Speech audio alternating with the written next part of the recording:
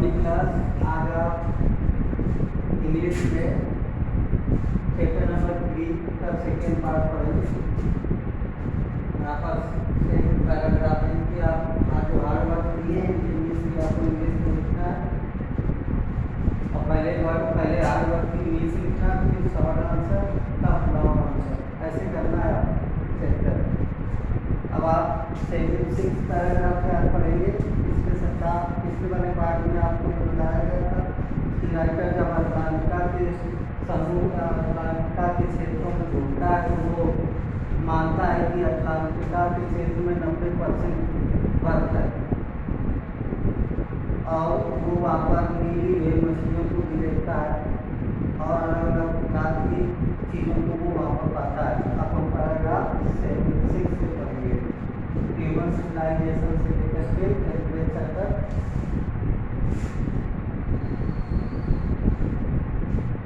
Human civilization has been around for 12,000 years, nearly a few seconds on the geological clock. In that short amount of time, we have managed to create quite a ruckus, achieve our dominance over nature with our villages. मानव सभ्यता, हम इस paragraph में जानेंगे। मानव सभ्यता, अगर हम Atlantica के बारे में जाने तो मानव सभ्यता यहाँ पर मात्र 12,000 वर्षों से हम अगर कहें तो है भूवर्गीय गली में ये कुछ। और अगर इसकी भौगोलिक दृष्टिकोण से देखें, इसकी बनावट के अनुसार देखें तो ऐसा प्रतीत होगा कि ये कुछ सेकेंड के लिए है। कुछ छोटे से कालखंड में जितना भी टाइम हमने वहाँ पर बिताया, काफ़ी हम लोगों ने घूमा। हमने प्रकृति के, हमने नेचर के ऊपर ये जाना कि कैसे गांव, शहर और कस्बों ने और कस्बे और महानगरों ने इसका रूप बदल दिया। मानव की बढ़ती हुई तेजी से जनसंख्या इसका कारण है और मानव ने अपनी भलाई के लिए दूसरी प्रजातियों से लड़ाइयाँ भी की, उसको लड़ना भी पड़ा। हमें ये महसूस होता है कि खनिज तेलों के लगातार चलने के कारण पृथ्वी के चारों ओर कार्बन डाइऑक्साइड की एक चादर बन गई है, जो धीरे धीरे निश्चित रूप से पृथ्वी के औसत तापमान को बढ़ा रही है। अब पैराग्राफ नंबर 7 है, it is a place to go. It is impossible to go anywhere near the South Pole and not be affected by it. It is easy to be blessed of polar ice caps melting while sitting in the comfort zone of our respective. Climate change is one of the most highly concentrated environmental debates of our time. Atlantica is the place to go. मौसम का परिवर्तन, the climate change. Now in this paragraph that describe about the climate of Atlantica, then the writer told about the Atlantica climate, especially when it is. मौसम का परिवर्तन हमारे समय की ऐसी पर्यावरणीय बहस है जिससे सर्वाधिक गर्मजोशी से भरा गया है। क्या पश्चिमी अटलांटिका की बर्फ की चादर पूरी तरह से पिघल जाएगी? शायद नहीं। अगर दोनों की स्थिति में अटलांटिका का क्षेत्र इसी बहस का एक केंद्र है कि बर्फ जो है वो सारी पिघलेगी कि नहीं पिघलेगी। अटलांटिका एक ऐसा दुनिया का ऐसा स्थान है जहाँ मानव जाति कभी नहीं रही, मानव जाति यहाँ कभी नहीं। इसलिए इसकी तुलना करना या इसके बारे में जानना एक गौरव बनाए रखने जैसा है। बल्कि अधिक महत्वपूर्ण यह है कि इसकी परतों में 5 लाख वर्ष पुराना कार्बन का रिकॉर्ड फंसा है। हम अटलांटिका के क्षेत्रों में गए तो अबाउट 5 लाख के secret plant under by Atlantica places 5 lakh पुराना कार्बन का इतिहास फंसा है।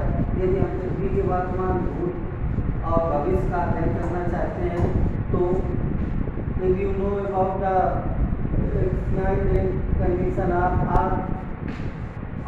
the farm past present future then you go to Atlantica place। अगर आप पृथ्वी के भूतकाल भविष्यकाल और वर्तमान काल के बारे में जानना चाहते हैं तो अटलांटिका प्लेस से अच्छा कोई स्थान नहीं है।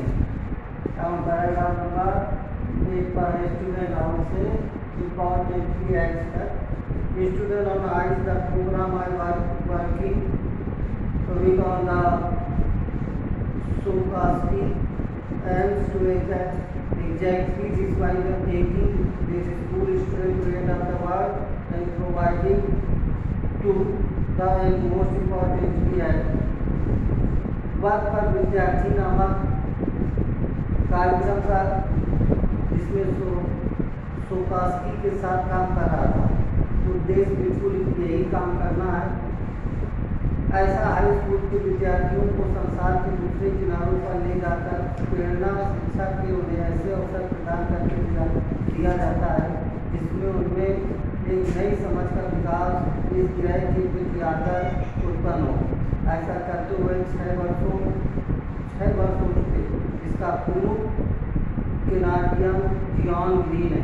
इसका प्रमुख जो केंद्र है यहाँ पर वर्क के हिस्से हैं या वर्क के बारे में अगर हमारे विद्यार्थी जानना चाहें तो एक स्थान है अटलांटिका का जिसका नाम है केनाडियन जियान ग्रीन, जो ऐसे व्यक्तियों को वहाँ ले जा करके थका था जो किसी को रिटायर थक चुके थे, जो किसी को रिटायर अमीर विचित्रता की खोज में लगी रहती है, जो सीमित मात्र निर्माताओं की भावी पीढ़ी को छोटी उम्र में जब कुछ ग्रहण करने सीखने और सर्वाधिक महत्वपूर्ण बात कुछ समझने की है या योग बनाने की है तब उन्हें जीवन परिवर्तन करने वाले अनेक अनुभव प्रदान होंगे जब अटलांटिका के क्षेत्रों में जाना चाहिए। हम यूँ कहेंगे अगर वर्ग के क्षेत्र में एक क्लास लगाकर उसको समझाया जाए तो बड़ी अलग अलग प्रकार की चीज़ें हमें देखने को मिलेंगी। Now paragraph number 9 पर the age on very real।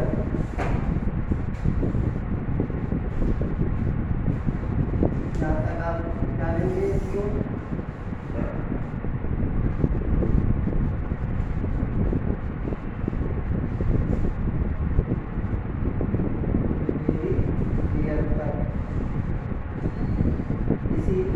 उसी पैराग्राफ के रूल है जो भी हो चुका है।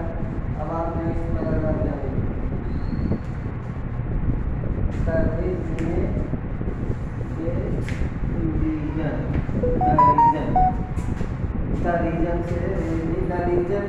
The program has been so successful because it is impossible to go anywhere near the South Pole and not be affected by it. It's easy to be placed about polar ice caps melting. Delight and see the global warming is very real। आप अगर Atlantica के द्वीप के पास गए हैं, Atlantica के क्षेत्र में गए हैं तो या मैं अपने अनुभव से बताता हूँ कि मेरा कार्यक्रम बहुत ही सफल रहा। जब मैं दक्षिण ध्रुव के आसपास था तो ऐसा तो हो ही नहीं सकता कि मैं दक्षिण ध्रुव के आसपास हूँ और मैं कहीं जाऊँ नहीं, देखूँ नहीं, क्योंकि मैं उस स्थिति में था जहाँ अक्षांतर और देशांतर के स्थान पर बैठकर मैंने बर्फीले पहाड़ों को पिघलते हुए देखा। पर जब आप अपने सामने ग्लेशियर को पीछे हटते और बर्फ की चट्टानों का नष्ट होना देखते हैं तब आप अनुभव करने लगते हैं कि पृथ्वी के गर्म होने की धमकी बहुत वास्तविक है। क्योंकि अगर अटलांटिका की सारी बर्फ पिघल जाए तो धरती का जो तापमान होगा वो गर्म हो जाएगा।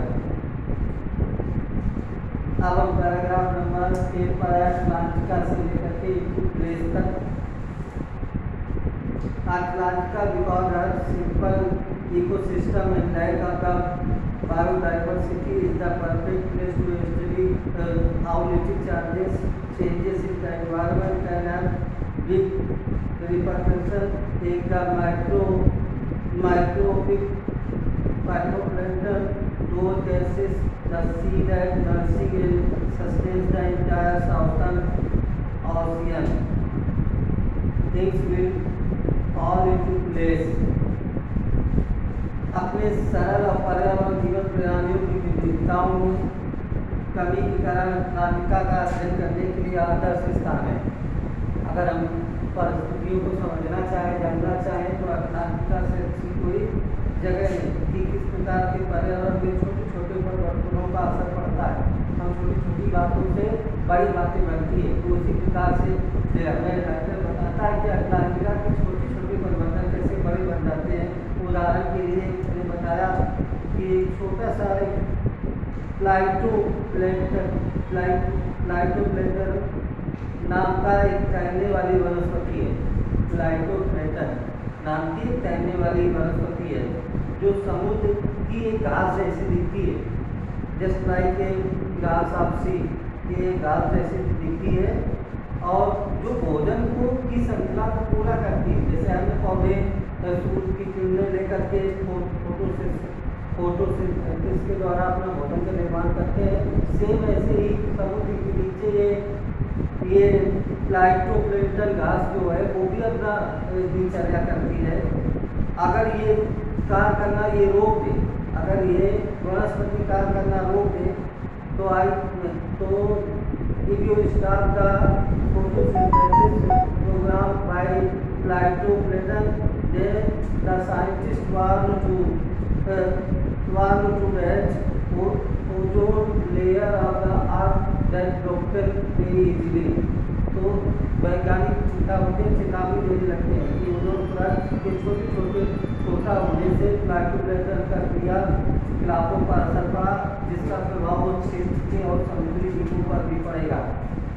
पृथ्वी के कार्बन चक्र पर भी फोटोप्लैंटन की इस कहानी में अस्तित्व का महान रूप छिपा है। छोटी छोटी बातों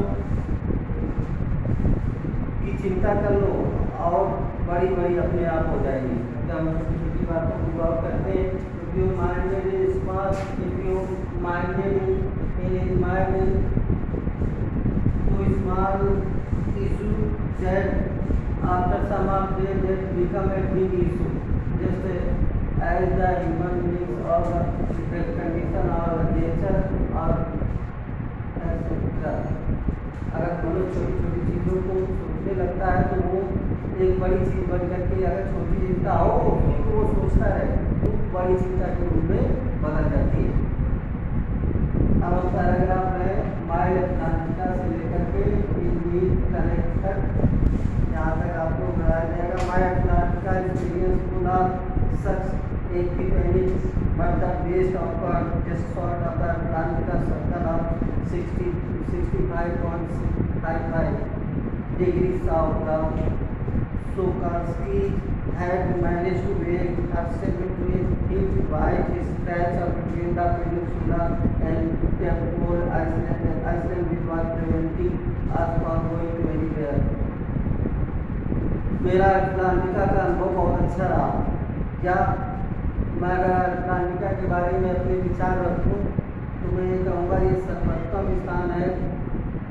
अगर आप अटलांटिका के क्षेत्र में हो और बिल्कुल अटलांटिका के 62 या 55 डिग्री के करीब हो तो जिस कारण तो आपको सफ़ेद बर्फ की चट्टानें दिखेंगी। अब हमारा जो जहाज था सोकोल्स्की वो ऐसी जगह फंस गया था जहाँ से उसे निकालना था। तो जहाज का जो कैप्टन था उसने निश्चय किया कि वो उसे मोड़े, लेकिन हमारे लिए आदेश आया या हमसे कहा गया कि हम जहाज से उतर करके कुछ कदम पर्वतीय श्रृंखलाओं में बर्फ से ढकी हुई या ग्लेशियर्स या बर्फ के स्थानों पर चले।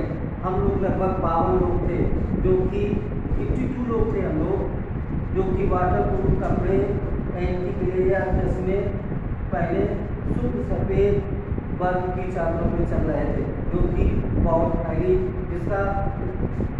जो बहुत एक बड़े स्तर तक फैली हुई थी।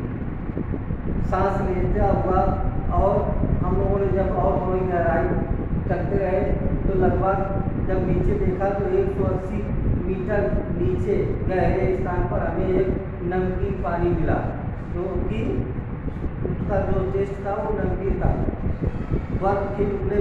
और फिर हमने बहुत सारे केकड़े देखे जो कि बर्फ के छोटे छोटे टुकड़ों के बीच में पड़े थे।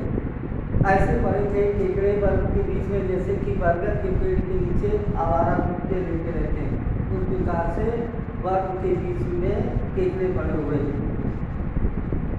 अब लास्ट पैराग्राफ है आपका, अब इसके बाद आपका लेसन कंप्लीट हो जाएगा। आप इसको एक बार और रिपीट करना तो और अच्छे से आप समझ जाओगे। 9 टाइम्स से लेकर के 10 next 9 ton zone, 6 checkpoint, 3 bodies of water and many ecosphere. Later I was still wondering about the beauty of the balance display of our planet. How would it be if Atlantica were to become the vast place that it was used happen in a million years? But what is different are they made?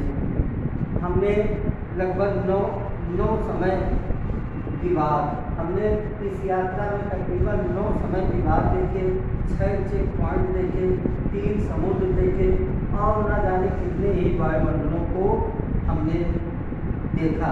लेकिन जब धरती की सुंदरता की बात करते हैं तो धरती ने कितने अच्छे से अपने संतुलन को बनाए रखा है। अगर अटलांटिका एक बार फिर से गर्म प्रदेश में बन जाए तो तब क्या होगा? क्या हम मानव जाति के लिए जीवन बचेगा? अगर ये गर्म हो जाए फिर से एक बार तो मानव जाति के लिए पृथ्वी पर क्या जीवन बचेगा? अथवा वो ऐसे ही चले जाएंगे हम लोग, जैसे कि डायनासोर व विशाल काय वाले बालों वाले रेनू चले गए। डायनासोर और विशाल काय वाले रेनू चले गए। 2 सप्ताह बिताने के बाद मैं कह सकता हूँ कि 10 लाख वर्ष में बहुत कुछ हो सकता है, परंतु एक दिन भी कैसा अंतर बदल। आप आगे लगा सकते हैं 10 लाख में कितना परिवर्तन होगा, वो तो लंबा समय, लेकिन एक दिन भी परिवर्तन के लिए मत होता है। आज के लिए आपका इतना ही। स्टूडेंट आप लोग इसी को एक बार फिर रिपीट करना। और I say about the computer, about the lesson you do. Firstly you do hard work, then you short answer, and at last you complete long answer. Thank you.